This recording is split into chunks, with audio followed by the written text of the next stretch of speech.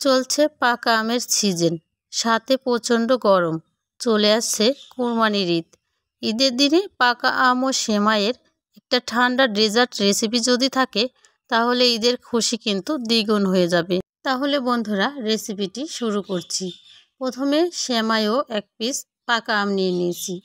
পাকা আম আমি এখন সাইড দিয়ে ভালো করে কেটে নিলাম। এবার একটা চামচের সাহায্যে আমগুলোকে খোসা থেকে আলাদা করে বাটির মধ্যে দিয়ে দিচ্ছি। এক এক করে সম্পূর্ণ আম তুলে নিয়ে তারপর একটা মিক্সারে দিয়ে আমি স্মুথ একটা পেস্ট তৈরি করে নিব।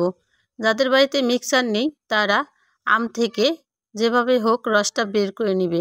এদিকে চুলায় একটা ফ্রাই প্যান কড়া দিয়ে তার মধ্যে দিয়ে দিলাম 1 টেবিল চামচ সাদা তেল। আপনারা চাইলে সাদা তেলের পরিবর্তে ঘি দিতে পারেন। তেলটা গরম হয়ে আসলে সেমাইটা দিয়ে দিতে হবে। সেমাইটা এখন মাঝারি আঁচে 2 মিনিট ভেজে নিতে হবে। সেমাইটা ভাজা হয়ে গেছে, এবার সেমাইটা চুলা থেকে নামিয়ে নিতে হবে। আবারও চুলায় একটা প্যান বসিয়ে দিয়ে এর মধ্যে দিয়ে দিলাম 1/2 লিটার পানি। এবার চুলাটা জ্বালিয়ে পানিটা উষ্ণ গরম করে নিব। উষ্ণ গরম হয়ে আসলে এর মধ্যে অ্যাড করে দিব 4 টেবিল চামচ গুঁড়া দুধ।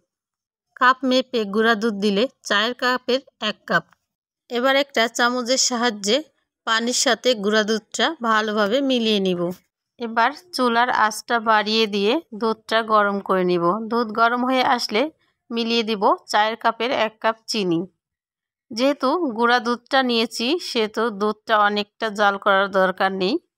আপনারা লিকুইড দুধ নিলে দুধটা জাল করে কমিয়ে নেবেন। দিয়ে দিলাম 2টা এলাচ, দেব সাথে স্বাদ মতো লবণ। মিষ্টি জাতীয় খাবারে লবণ দিলে মিষ্টির স্বাদ পারফেক্ট হয়।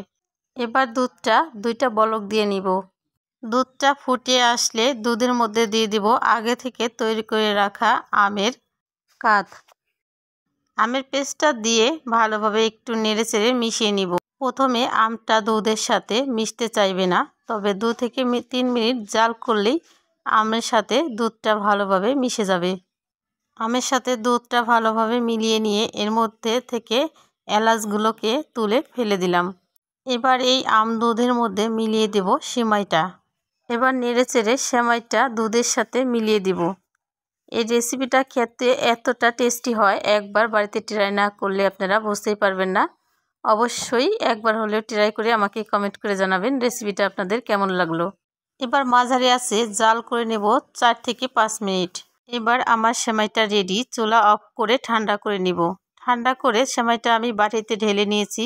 এবার এই বাটিটা আমি নর্মাল ফ্রিজে রেখে দিব 1 ঘন্টা। ফিরে আসলাম 1 ঘন্টা পর। আপনারা চাইলে সেমাইটা ফ্রিজে না রেখেও ওভাবেও খেতে পারেন, তাতেও অনেক সুস্বাদু লাগবে আলহামদুলিল্লাহ। এবার একটা প্লেটে ঠান্ডা ঠান্ডা ডেজার্টটি আমি বেড়ে পরিবেশন করছি। সত্যি অনেক টেস্টি মাশাআল্লাহ। দেখুন সেমাইটা কতটা লোভনীয় হয়েছে।